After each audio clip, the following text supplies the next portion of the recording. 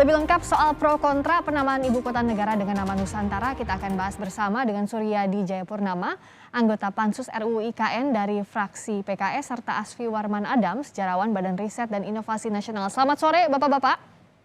Selamat sore. Selamat sore. Assalamualaikum warahmatullahi wabarakatuh. Waalaikumsalam warahmatullahi wabarakatuh. Saya ke Pak Suryadi. Sampai sekarang PKS masih menolakkah nama Nusantara ini? Ya betul, jadi kita menolak bukan saja penamaannya, tapi kelahirannya sendiri kita anggap masih cacat, sehingga kita belum masuk kepada nama. Kalau kelahirannya saja bermasalah, apalagi namanya juga akan pasti menimbulkan masalah di kemudian hari, begitu. Tapi kan undang-undangnya sudah disahkan, sekarang gimana Pak? Ya memang sudah disahkan, walaupun mekanisme di DPR mengedepankan suara mayoritas, tetapi kami memandang bahwa kelahiran ini masih tetap bermasalah, baik secara formil, ya, prosesnya, prosedurnya, maupun juga secara material. Ya, cukup banyak substansi-substansi yang belum selesai dari kelahiran ibu kota ini. Sehingga akibat dari itu tentu saja akan menimbulkan masalah-masalah kemudian, termasuk masalah nama ini yang sampai saat ini tidak ada penjelasan lebih detail tentang kenapa nama ini diambil, begitu. Soal nama ini kita mulai, saya tanyakan ke Pak Asfi. Sudah dijelaskan dengan clear atau belum soal nama Nusantara yang dipilih oleh Pak Presiden ini? Saya hanya mendengar keterangan dari Kepala Bappenas bahwa ada 80 usulan nama yang disampaikan. Dan kemudian pemerintah itu memilih Nusantara gitu. Nah, kalau saya ditanya apakah setuju atau tidak dengan nama Nusantara, saya mengatakan setuju dengan berbagai alasan. Pertama, bahwa kata Nusantara itu sudah dikenal. Di masa Majapahit itu sudah ada istilah Nusantara itu, walaupun dipakai tidak dalam pengertian yang sekarang gitu.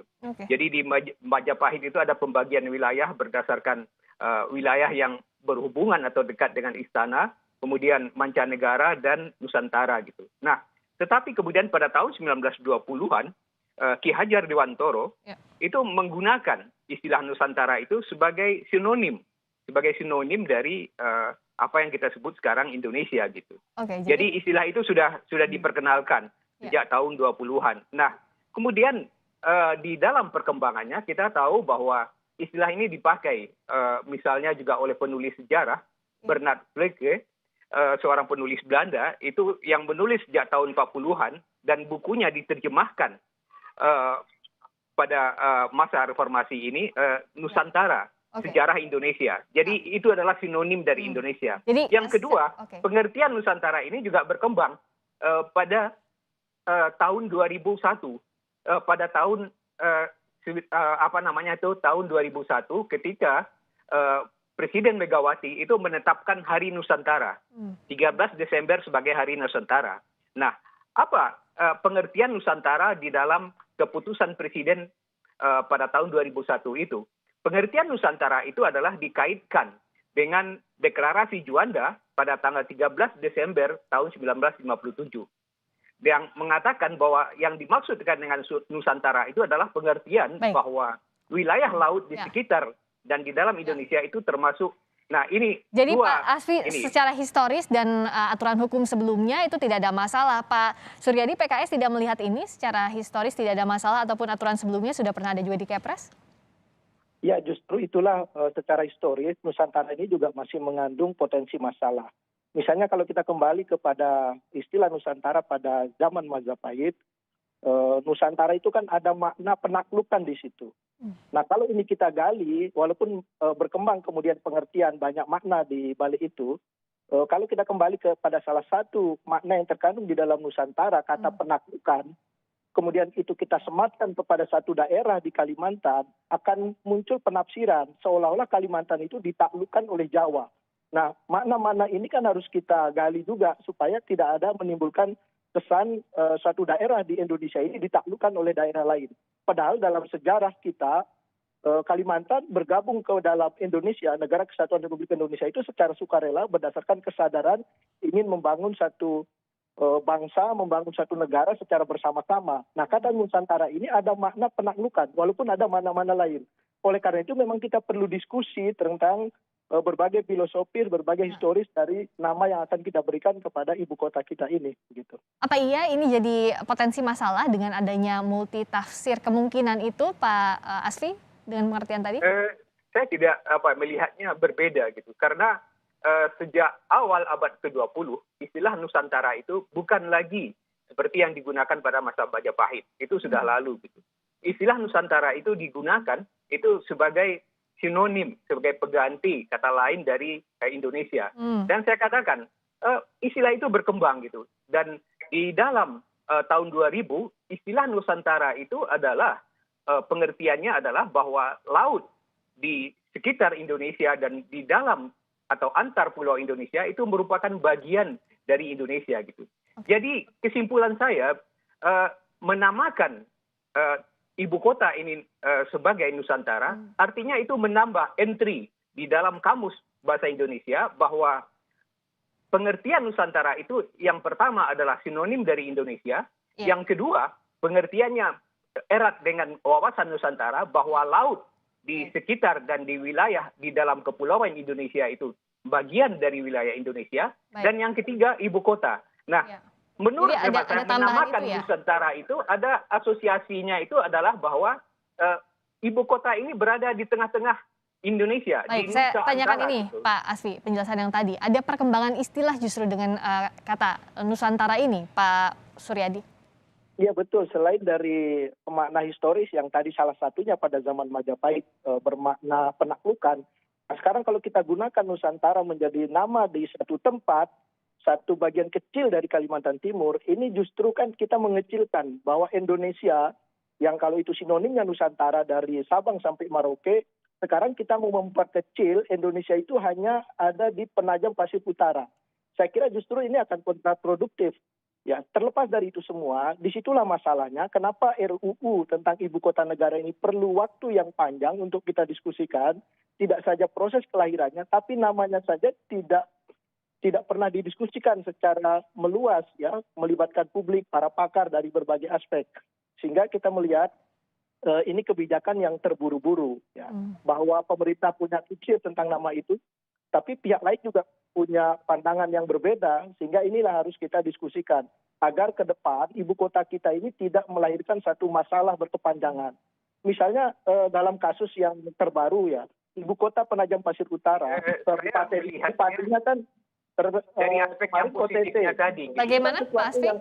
Saya melihat dari aspek positif dari kata Nusantara itu. Pertama, dengan menamakan ibu kota itu Nusantara, itu di situ sudah ada asosiasi makna bahwa ini adalah ibu kota yang terletak di tengah Indonesia.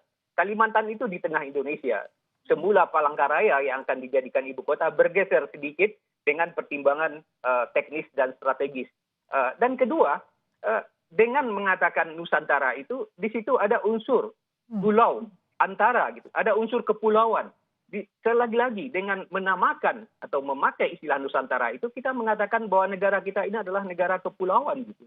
Dan ibu kotanya Nusantara, dengan berarti bahwa di dalam kamus Indonesia yang baru itu Nusantara itu bertambah artinya ibu kota negara gitu. Bagaimana Pak Suryadi? Ya, itu kan satu pandangan dari pemerintah, tapi publik juga punya pandangan yang berbeda. Misalnya apa dampak negatifnya ketika Nusantara yang kita maknai sebagai Indonesia, yang beliau katakan tadi Nusantara itu sinonim dari Indonesia, sekarang Indonesia kita perkecil menjadi satu bagian wilayah di Kalimantan Timur. Ini kan menimbulkan perdebatan. Ya, oke lah, ada pandangan-pandangan yang berbeda. Tapi poin kami adalah justru karena ada perbedaan pandangan inilah kenapa pentingnya ini kita perlu waktu yang lebih panjang untuk berdiskusi agar tidak terjadi perbedaan-perbedaan yang sekarang muncul di tengah-tengah publik begitu. Kita ingin ibu kota ini adalah simbol persatuan. Sebagaimana DKI Jakarta itu kita sepakati menjadi ibu kota yang berbagai kesultanan bergabung menjadi negara kesatuan Republik Indonesia. Dan dengan Jakarta kita bersatu. Nah, saya khawatir Jakarta yang tadinya menjadi buhul, ya, simbol persatuan Indonesia, di situ ada Sumpah Pemuda, di situ ada proklamasi, lalu kita pindah ke tempat lain yang kelahirannya bermasalah dan namanya pun kita akan perdebatkan. Ya, bagaimana negara kesatuan Republik Indonesia ini menjadi utuh, nama ibu kota saja kita masih perdebatkan. Oke. Oleh karena itu pemerintah kita berharap agak rileks lah. Kita diskusi masalah ini supaya ibu kota kita tidak berawal dari satu masalah. Baik. Misalnya ada kepala daerah di Penajam Pasir Utara kemarin kan di OTT KPK. Bagaimana Oke. sejarah ibu kota kita diawali dengan Oke, kita sekarang kasus korupsi. soal yang nama Itu kan tadi, masalah yang nama Nusantara perlu yang kita dianggap hindari. oleh PKS ini berpotensi bermasalah di kemudian hari. Pak Asfi, apa iya perdebatan ini sebenarnya wajar atau tidak sih dalam menentukan nama, dan apakah aspirasi publik sudah terwakilkan dengan nama ini? Meskipun tadi ada berbagai pendapat yang berbeda juga soal ini. Jadi bagaimana jalan tengahnya sebenarnya? Ini bukan jalan tengah ya, tapi keputusan politik ya, keputusan politik dalam penamaan ini. Pemerintah itu memberikan masyarakat itu bisa memberikan masukan, tapi keputusan politik itu diambil oleh pemerintah. Itu yang pertama. Lalu yang kedua, saya melihat di dalam pemilihan kata Nusantara itu mengandung makna yang positif, yang memperlihatkan persatuan Indonesia gitu, memperlihatkan bahwa ibu kota ini di tengah-tengah. Kalau itu di tengah-tengah itu memang keinginan kita semua. Ibu kota itu tidak di pinggir kiri atau di pinggir barat, timur atau barat, tetapi di tengah-tengah Indonesia. Itu yang kita inginkan. Ibu kota itu sentral. Nah, kemudian yang kedua, di dalam pengertian yang saya sampaikan tadi, Nusantara itu sebagai kaitan dengan negara kepulauan, itu sudah menyimpulkan juga bahwa ya ibu kota kita ini adalah ibu kota dari sebuah negara kepulauan, negara maritim gitu. Jadi dari dua hal itu saya melihat sudah tepat. Apakah mau dicari nama yang lain atau diusulkan seperti Darussalam misalnya, ya silakan saja gitu. Tapi kalau itu sudah keputusan politik menurut hemat saya, dan secara historis maupun juga secara linguistik itu tidak bermasalah.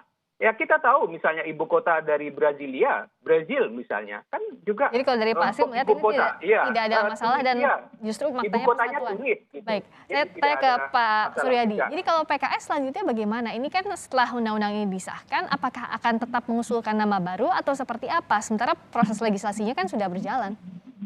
Ya, kami menerima kenyataan bahwa mekanisme di DPR sudah mengambil satu keputusan politik. Tetapi kita tentu tidak menutup kemungkinan akan ada diskusi-diskusi lanjutan mulai dari proses kelahirannya termasuk juga penamaan dari ibu kota ini. Karena sekali lagi kita ingin punya ibu kota itu yang mempersatukan, bukan membuat berpecah belah. Satu contoh, bahwa ada makna-makna positif dari Nusantara, tapi tidak bisa dipungkiri dalam historisnya pada zaman Majapahit, Nusantara itu adalah penaklukan. Mungkin secara nasional ini positif. Tapi bagi daerah yang kita beri nama Nusantara, jangan-jangan mereka merasa, loh kami ini ditaklukkan. Padahal kami bergabung ke Negara Kesatuan Republik Indonesia itu secara sukarela. Nah, kan ini perlu kita antisipasi. Mitigasinya harus kita diskusikan supaya tidak tiba-tiba muncul nama Nusantara yang kemudian sebagian pakar juga mengatakan ini menunjukkan Jawa sentris. Kita ingin tidak Jawa sentris, tapi dari namanya saja seolah-olah ini penaklukan gitu. Tapi sekali lagi kami tidak mau terjebak pada nama. Baik. Karena masalah kita bukan cuma nama, kelahirannya saja bermasalah begitu. Baik, terakhir Pak Asfi, singkat saja. Jadi agar kalau tadi makna yang diharapkan persatuan, agar tidak ada perdebatan lebih lanjut, apa yang bisa dilakukan? Saya ingin mengajak anggota DPR itu melihat gedung atau ruangan di DPR itu namanya kan gedung Nusantara gitu. Jadi mereka sudah familiar sebetulnya dengan istilah itu. Nah, jadi saya katakan ini istilah yang juga sudah dikenal oleh masyarakat sejak lama. Jadi tinggal sekarang meyakinkan lagi sebagian orang yang menolak itu bahwa ya ada aspek positif dari penamaan itu. Yang pertama bahwa ibu kota ini betul-betul di antara, dan di antara itu tujuannya supaya tidak ada lagi kita mempentingkan bagian barat dan bagian timur gitu. Ini betul-betul di tengah, dan kemudian ini ibu kota dari negara kepulauan. Baik, terima kasih sekali lagi paparannya Pak Asfi juga Pak Suryadi. Terlepas ada perbedaan di sana, sekarang proses legislasinya sudah berlangsung. Selanjutnya kita pantau, terutama publik juga akan memantau proses ini. Terima kasih atas waktunya sekali lagi Pak Asfi, Pak Suryadi, sehat selalu.